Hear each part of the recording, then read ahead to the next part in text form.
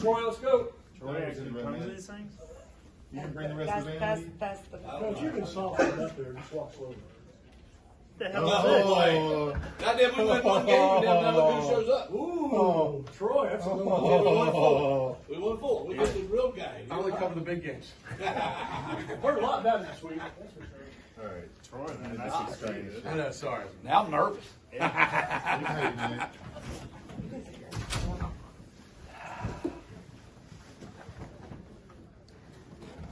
ahead of the All right, what day is it, huh? I don't know, why are we doing this on Monday? It's Tuesday, right? It's really Tuesday, but this is supposed to be Wednesday, right? What time is it? I have no idea. Donnie, you said going into the Navy game, you only had one good memory to draw on, but now you got another pretty good one, right? I got two now. That's good. Yeah, that's true. We won up there, and what was weird, somebody told me it was the same score, and so yeah, it was a good day. Good day. That was another good day. We've had some tough games with Navy. They're hard to play. They're hard to play on Senior Day. I don't know how we drew that one, but they're always tough. They're always tough to play, and you know they're a lot better team than their record. I know a lot of people say that's coaches talking all, but they are. They are, and it was a heck of a ball game. You know what I'm saying? Don, I talked with Mike earlier today about how he motivates the team and pumps them up, pregame speech, all that stuff, and what you guys work on all week. What about this type of game? Is this the type of game where you got to work, make sure they're not too pumped up, kind of keep them focused and not too fired up to get out there? And you know, it's a great question. The hard part about the job is that there is no manual that says, okay, you know, do this, do that. You have to get a feel, you have to get a read for them. Coach does a great job of that. I mean, that's obviously something that I think he excels in. So we come in Sunday, and you don't know how the team's coming back off that game. You know, it's a great celebration. They deserve that, no doubt. So are they going to come in and they're not going to want to do anything the next day? And we get to the film session, we're watching the game, and we had a little extra time. And so I put some Cincinnati film on, and Holton, for example, knew more about Cincinnati. He knew more about their players than I did. They've had like 4 jersey changes. And I was still taking the scouting report looking like, okay, now, number 12, who used to wear 12, he starts naming them. He's already looked at it. So I kind of was impressed with that. So I thought, wow, I'm really proud of the quarterbacks. I get down for the team meeting. There's like 4 or 5 other coaches saying, you know, the kids have already been over here watching film for like an hour. And so we're like, we may not have to worry about jacking them up. Now maybe they're going to be too jacked up. But they are excited. How could you not be? I mean, excited because, truthfully, I don't know that we do have anything to lose. You always, I guess, do a little bit, but we got, what are they, 4, 3, 2? I don't know. They're up there high, you know. So, Dowdy Ficklin, Thanksgiving. Boy, there's a lot of good things in that sentence right there. So, tonight's practice was maybe the best practice of the year. They were so excited. They were so jacked up. They were running around. And I really thought, we went out there, it was cold and it was rainy, you know, and I didn't think we'd have a very good practice. I really thought we'd have to take the whip to them, and we didn't. So I think maybe the culture's just kind of changing. I think maybe they're getting it a little bit, you know. So it's been a process. It didn't happen as fast as we wanted it to happen, and I don't know that it's totally happened yet. We'll be really challenged. We'll find out what we're really made of.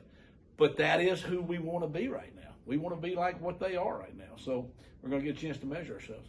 How do you buy enough time for Holton in the backfield to breathe against that Cincinnati defense? Do you back him up in the shotgun a little bit more? And put him back there like he's punting? I mean, what do you do? No, I don't think you can change that. The offensive line's challenged every game. They got a couple cats that are pretty good. And, you know, we played them last year. We didn't play them very well, I didn't think, last year. But, you know, 2 years ago, we played them pretty well, and they were good then. I don't know if they're as good then as they are now, but they were pretty good. But, you know, we'll have to help the O-line. We haven't had to do that as much the last couple of weeks. Now, some of that's been schemed because they've been so much 3 down, and they've been dropping 8. And, you know, when you drop 8, you got 2 dilemmas. One, there's one more defender out there, so the holes and the windows are much tighter.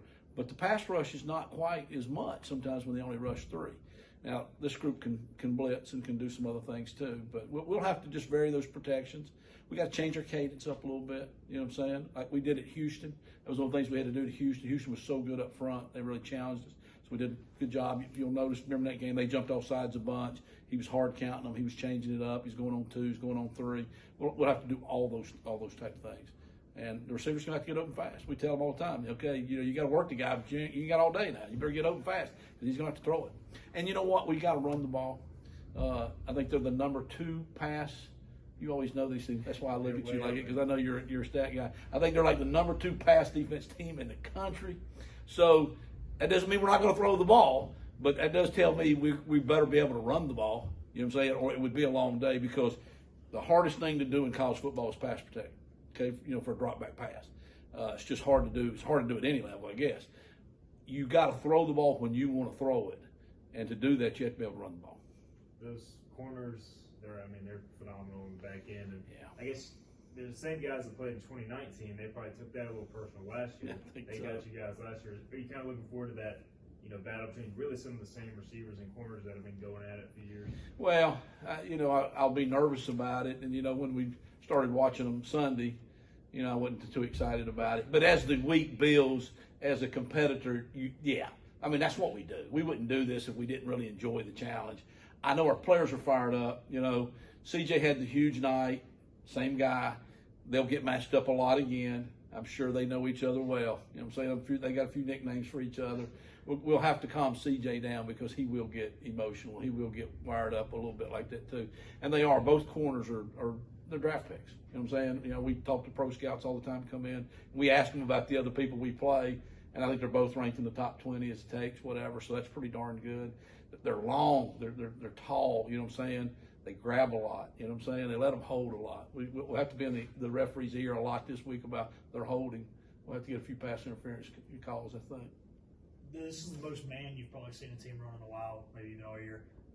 Any more one-on-ones going on with the outside guys in practice this week? Yeah, we do one-on-ones every Tuesday practice, so it was pretty intense tonight. We asked for that. Scout team. We got a couple good young DBs too that are out there that we told them to hold them. We told them to be aggressive. You know what I'm saying? We're not going to flag you. Give them some good looks. So it was a really good spirited night tonight with the guys getting after it. The thing that's tough about Cincinnati's man coverage is, again, they do so many different types of man coverage. It's man free, it's man free with a rat, which means there's a linebacker in there free, and then they also drop out other guys. So sometimes they're in man coverage, but they're only rushing 3 guys. And it's amazing, but when you got those 3 guys rushing, it feels like there's 7 or 8 of them rushing sometimes, but they got extra guys. So you have to be careful just throwing it blind. Like we threw a few picks tonight in practice because we were giving them those looks, and that's a little bit different than what we've been going against. It's not just true man-to-man coverage or zero man coverage. You'd really rather it be that. Donnie, I know the season didn't start out the way you guys maybe have wanted to, at least wins and losses, but the second half of the season has been a whole other story. Do you feel a little, there were some critics early on. Do you feel a little bit vindicated now the way the season's played out in the second half? I probably have literally in a submarine that I don't know about the critics. I've heard more about the critics now that we're doing well because people are saying that or something about it. Every now and then I hear the players. I think it hurts their feelings a little bit. As coaches, I don't know. We're kind of used to it. When I was a young coach, I was a head coach at Chattanooga. It bothered me. Now I go, what? Yeah. Come take your shot at it, I guess, if you think you can do better. Or you'd already be doing it if you could, I guess. So I don't know that at the end of the year, I think that's when you sit down. Because right now I just don't have time to breathe because, we're the locker room's awesome after the Navy game. The bus is awesome. The plane's awesome. By the time I woke up Sunday, though, I'm like, oh, my God. We got to go play Cincinnati. And we got to play it a week. So I don't get to celebrate for much. But when the season's over, I think we will. I feel very good about we're back to at least bowl team. We're back to where we were when I left here, maybe the year before I left. But, again, that's not our goal. We didn't come here to go to whatever bowl game we're going to. We came here to win the conference. We came here to do more than that. We came here to do what the team we're getting ready to play is doing. And so that's when we'll lean back, I guess, and say, I might exit stage left when we get to that point. Holmes, he's playing at unreal level right now. Just what has changed for him in these last few games where he just seems to be seeing the field so well on game days? Right now he's playing the best of anybody in the league. I would have said with the guy at SMU, but now he's playing better than the guy at SMU right now. I was talking to Garrett this morning, he said, hey, you got Holton playing better than that. I said, well, I don't have him playing better than that, but he's playing better than that. I don't know, coming out of the open date, we were both a little depressed, I think, a little bit. I decided, I told us, I'm going to relax a little bit. I'm going to back up a little bit, and I think he just said, I'm tired of worrying about it. I think he just freed his mind a little bit. I really think that's some of it. I think a big part of it is our kids are playing better around him. I've always said that a little bit. We haven't maybe helped him enough. Audie is making him look a lot better than he did early. Audie's making some plays. Audie's getting open. It's easier to throw to guys that are open. He's just more relaxed. He's catching the ball better. CJ's playing well. Snead's always going to play pretty well. You know what I'm saying? He don't have many downs and whatever. Ryan Jones coming on the scene right now. So I think the defenses are having a little bit more problem, and we're trying to run the ball, so they know you got to stop the run game a little bit like that. So I think all that's helping Holton. The O-line, it's an amazing deal. They're patched up. We had to move 4 guys last week because we get there, and Noah had a back spasm during practice early in the week, so we kind of had an idea that it might be a rough week for him. He didn't play any. I remember I was in the press box, and they came out, and I said to Shank, I said, how's Noah? And he said, he's out. I said, he's out there on the field? Or what? And he said, no, he's out for the game. So we literally had to move Deshaun, had to move Justin all the way over. So I had to make like 4 moves because we've lost 3 right tackles at that point. So it's been amazing how well they played, and they played really well. They played well in this win streak. They've given him a lot more time to throw the ball. I've always said, if you give him time, he'll shred you now. It's different when they're hitting you in the chops a little bit right before you have time to throw the ball. And he said, so everybody around he's playing better, and that's a big part of it. Speaking of Holton, he's on record now a couple times saying that he's going to decide what he wants to do with next year at the end of the season. I imagine you'd love to have him back. Which kind of your sales pitch to Holton to get him to come back to ECU next year? We've had a few talks. Again, we had a long talk, open date, when we had a little bit of time. We rested him a little bit that week about the future. And, I knew there was some things going on in his head. And I just support him. I just said, hey, whatever's you do, I'm always going to be your biggest fan. So this week we just talked a little bit because there's a senior deal going on and all that. And I said, well, it'll be kind of a big deal now if you you and your parents step out there. The fans will take notice a little bit more. And, I don't think he realized that a little bit too. So what we both left it at is, let's have no distractions. Let's just go finish this season out. Let's go play as good as we can play this Friday. And then we're going to sit down and talk about it. I know his family's going to come over, be heavily involved in that, as they should be. But really, we're just going to support him, whichever. Lord, yeah, we want him. No doubt about that. You know what I'm saying? But I'll support him in whatever he's done. In the end, his legacy's just going to get bigger and bigger. You know what I'm saying? So we'll find out. But right now, he didn't want to talk about it much more than that either. He just wants to talk about Cincinnati, and that's really where our focus needs to be. Not to take anything away from Owen, but twice in the game you had the ball with roughly 2 minutes left, and combined you come away with 10 points. Can you talk a little bit about the two-minute drills in the game?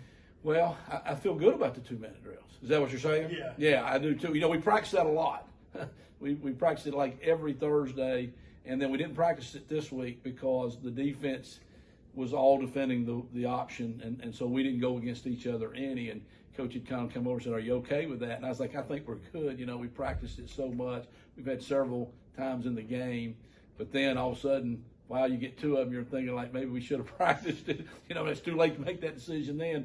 But, the only thing was we almost kind of a little clock management there on the one play. We had a little bit of miscommunication there. And that's the one bad thing about being in the box is you're not there. You got to talk through someone else to get your message and all. But in the end, Coach had control of it and got it taken care of. But, the throw to Snead was huge. And the catch was unbelievable to that. I know Coach made a comment about it. We'd gotten the ball back, but we were kind of backed up. And I said, well, how aggressive do you want me to be at this point? Because you don't want to turn it over and lose the game. And, so we kind of laughed about what he said. I won't say what he said. And then we kind of worked it out. And, we ran play or whatever, swung the ball out wide, I think. And then right when he said, now he's going to be smart right here, aren't he? And I said, well, there's no guarantee what he's getting ready to do right here, because we had a play called for Sneed. In fact, the play was named Sneed.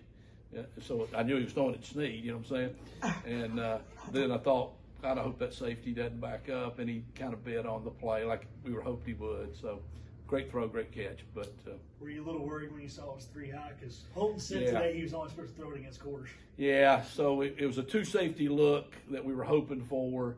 And that's what I was saying. When we saw the 3 safeties, that's when Coach said, now he's going to be smart right here, isn't he?